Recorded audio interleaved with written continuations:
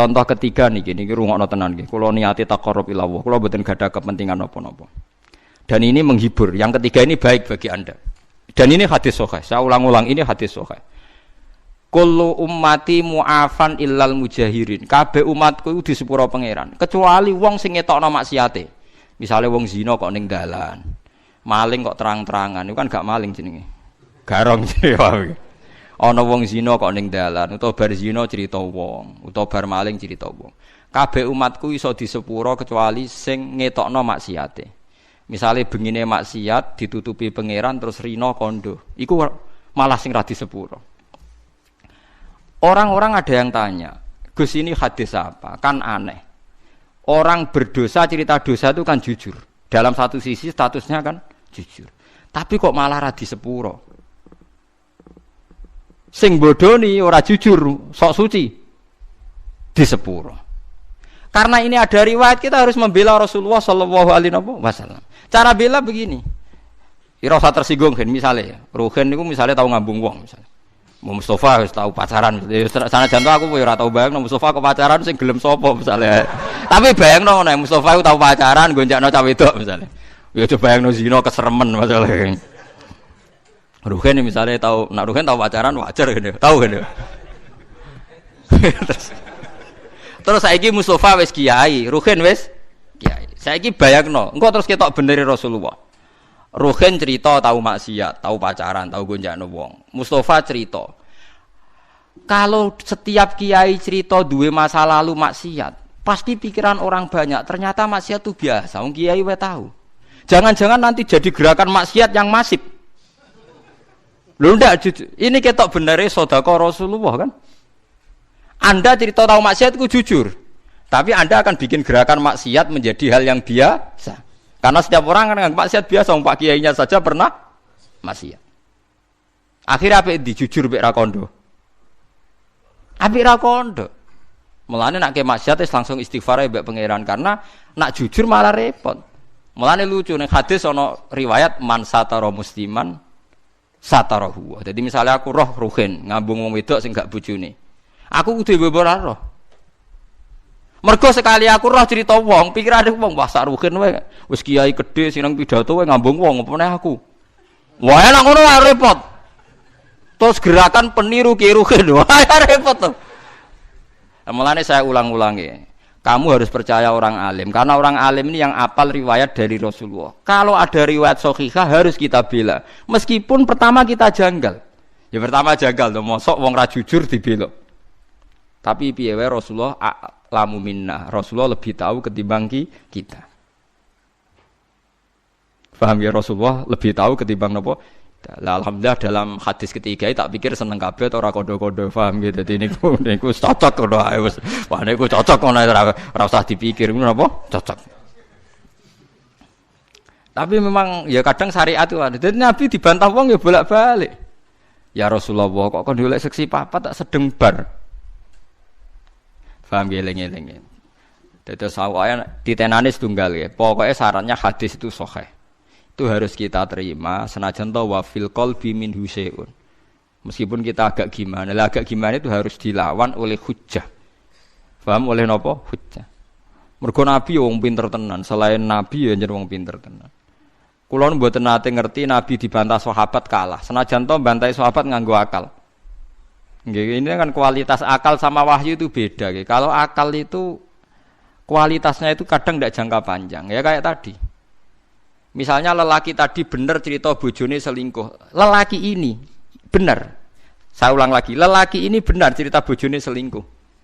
Andai kan Anda terus bilang harus diterima, dia kan benar. Paling akal hanya secerdas ini, dia benar, ini benar. Tapi akal tidak bisa membayangkan bagaimana berjuta-juta lelaki yang memanfaatkan hukum ini kemudian tiap benci istrinya menuduh zina. Paham ya? Paham ya maksudnya? Itu bedanya wahyu. Wahyu punya kualitas yang lebih panjang.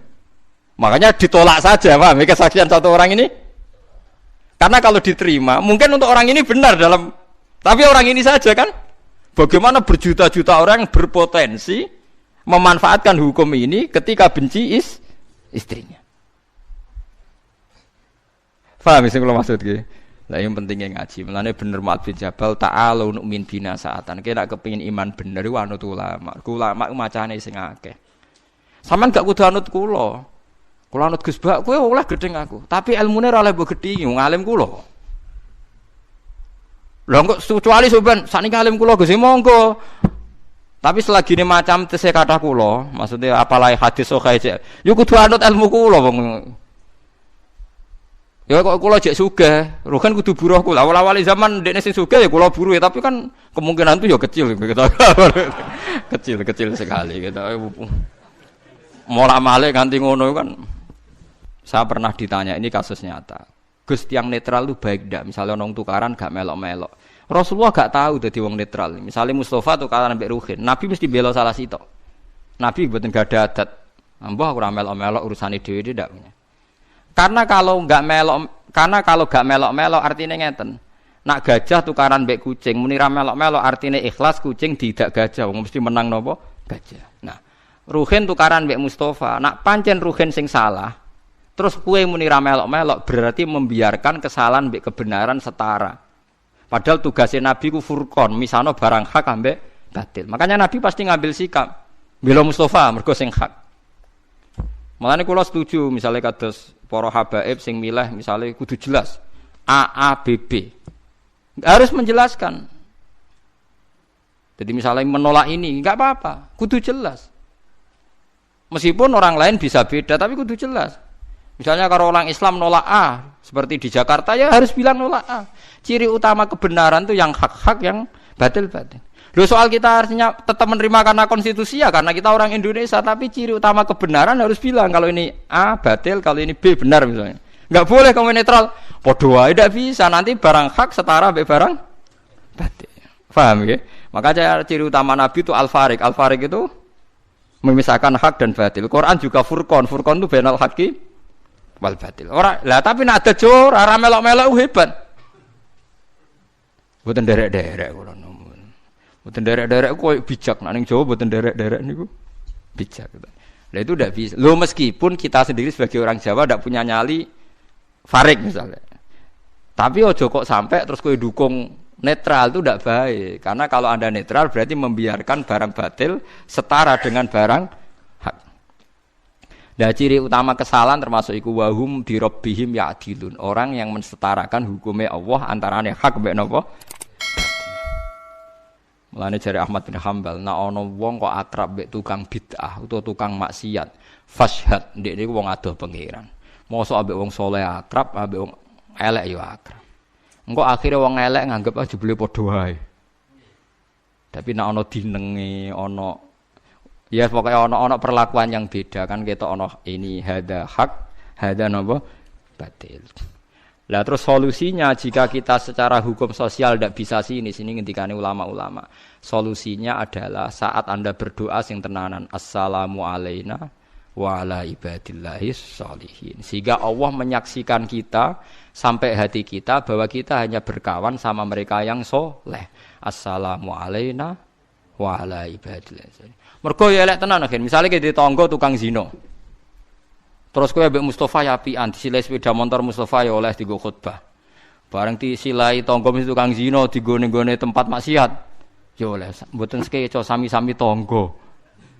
Lah tapi masalah sing sitok nyileh digo tempat lonte, sing sitok digo khutbah. Mbok padakno. Lah kowe sampeyan ketemu pangeran dadi ya khirin. Goblok kok nganti ngono. Harus farik, harus ada furqa. Jadi kudu tegas. Gak nampu silah kowe mare mbok maksiat. Kudu tegas. Paham ya? Jadi jenengan kula minta meskipun kita ndak harus jadi ekstremis, tapi minimal ijek duwe sisa-sisa farik. Mergo ciri utama kebenaran apa wa'at allakum furqana. Jadi farikon lakum. Paham ya? Terus keempat, ini contoh yang Rasulullah pernah dibantah sahabat. Al-qatil wal maktul finnar. Nabi kadang yo ngendikan yo seni. Al-qatil wal maktul wong mateni mbek sing dipateni padha-padha neraka. Dadi misale Ruhin mbek Mustafa tukaran. Bareng bacokan Mustafa sing mati. Mustafa lagi finnar. Ya senajan to ora selawase asal mukmin mboten napa selawase. Sahabat takok. Hadza al-qatil fama balul maktul. Ya Rasulullah, kalau pembunuh masuk neraka saya masih nerima. Kalau yang dibunuh kok masuk neraka alasannya apa? Terjawab Nabi, innahu kana harison ala qatli sahibi. Ya nasibnya elek dek nganti terbunuh, mentalnya juga pembunuh. Loh, ketika kita duel kan sama-sama mentalnya pembunuh kan? Cuma yang terbunuh nasibnya jelek dia mati kayak orang saling menembak, mentalnya kan sama-sama pembunuh. Cuma yang satu nasibnya jelek terbunuh, tapi mentalnya kan pembunuh. Makanya Nabi ngintikan al-qatil wal maktul finnar. Karena yang sekarang maktul pun, yang terbunuh pun sebetulnya mentalnya pembunuh. Yaitu Rasulullah Shallallahu Alaihi Wasallam. Ternyata ketika ngendikan yang kontroversi sekalipun itu yang benar. Makanya dari pengalaman ini kita kudu yakin nak Nabi dawuh kita kudu iman. Senajan toh mungkin akal kita belum napa menjangkau. Paham ya, terus kula suwun kula buktikan berkali-kali, saya akan sering baca hadis tak ulang-ulang. Jadi Nabi itu selain wahyu ya cerdas. Dan kecerdasan Nabi itu abadi ila yaumil qiyamah. Ngene kula ora iso bayangno.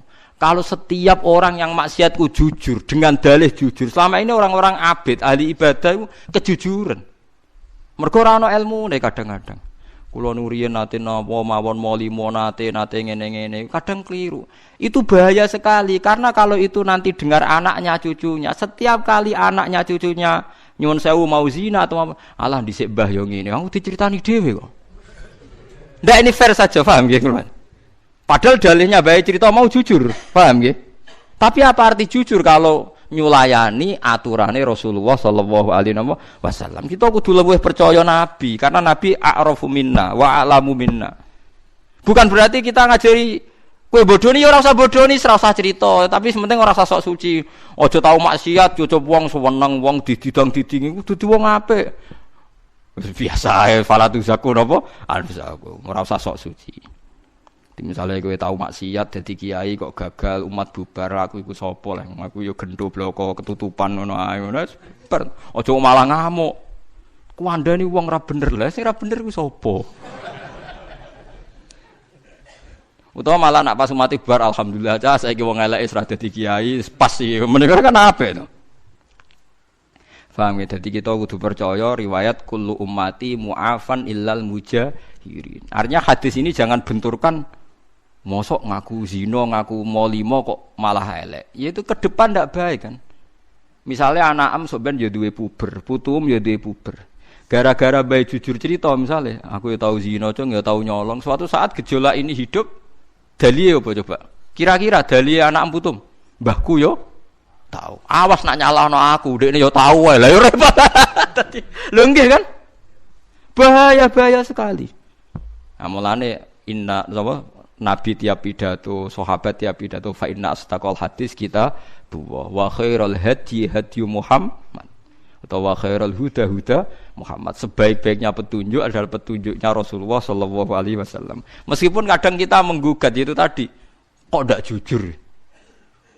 Ya yo jujur aja jujur pokoke aturan Nabi nak dosa ora usah dikandak-kandak nomor kok dadi sare dadi sare. Wong kula kiai sering tok laporan ngoten nggih sering. Kowe kula kandhani. Anggep mawon jenengan wau dereng cerita kula nggih kula ya rapati krungu. Tapi saya wanti-wanti, Anda akan tidak diampuni kalau cerita itu pada anak-anak terutama. Mergo nasi Nabi jenengan kullu ummati mu'afan. Mu'afan di sepuro illal mujahirin.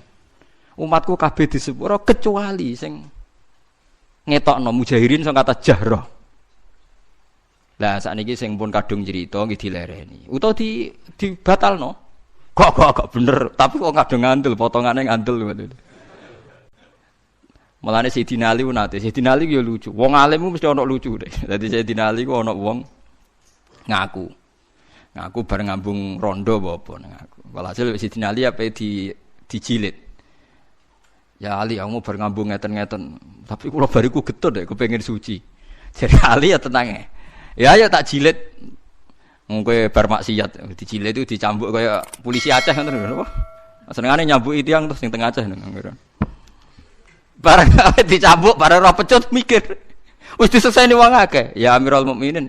Mboten kula wau guyon. Dicolok mbek Ali. Mbek Ali dicolok. Sayyidina Ali disalahkan sama penasihat-penasihat. Ya Amirul Mukminin kenapa engkau lepas? Lah aku mau pas nyekel ape nyambuk jare dekne. Artinya saya tadi mau mencambuk dia berdasar omongane dekne. Lah saiki dekne mencabut omongane ya tak colok kan. Lho jare penasihat, wong kok pintere ngono maksudnya. Artinya ketika dia mau mencambuk kan berdasar informasi dia kan. Tapi ketika dekne mencabut, penasihatnya seneng tetap dicambuk, merosot gregeten. Tapi cara ali, yo ora iso ngaku ape nyambuk berdasar omongane dekne, saiki tak culno ya berdasar omongan dekne. Kamane satu-satu lah. Lah anak nasihat ora cara kula terus mawon lah. Berarti hasud kan? Seneng makan kurban kan? Lah iya artine ngene nek kowe fair, misale Ruhin ngaku, Gus kula riyen nate Gus ngambung rondo. Berarti aku kan terbersit ngandel. Suatu saat Ruhin muni, ora Gus dhisik bodoni. Lah kadang setan iki luwih seneng percaya wae sing kedua goro. Lha kan lucu kan ketika pertama Ruhin ngomong, kowe ngandel kan mergo omongane Ruhin. Harusnya saat dia mencabut kowe ya kudu ngandel kalau fair kan? Tapi setan kan ora senengane kon milih sito. Lah sito iku mesti sing suudzon aku paham nggih. Lha iku setan kan ngono paham. Dadi nek Ruhin cerita Gus kula nate ngambung tiang. Misale A ngandel, suatu saat Ruhin, "Gus aku kiai." Yes, aku terus ora ngandel. Mergo akhadtu biqauli wa taraktu biqauli. Masyhur dawuh setan. Akhadtu biqauli wa taraktu biqauli. Ketika dekne ngomong aku ngandel, saiki ketika dekne menolak nggih kula napa? Ngandel. Paham gitu terus niku eling-eling nggih. Pokoke nek ana riwayat sahihah saking Rasulullah sallallahu alaihi wasallam, kowe kudu ngandel senajan to wa fil qalbi minha syai'un. Minha syai'un kayak tadi, mujahirin kan kesane tidak jujur.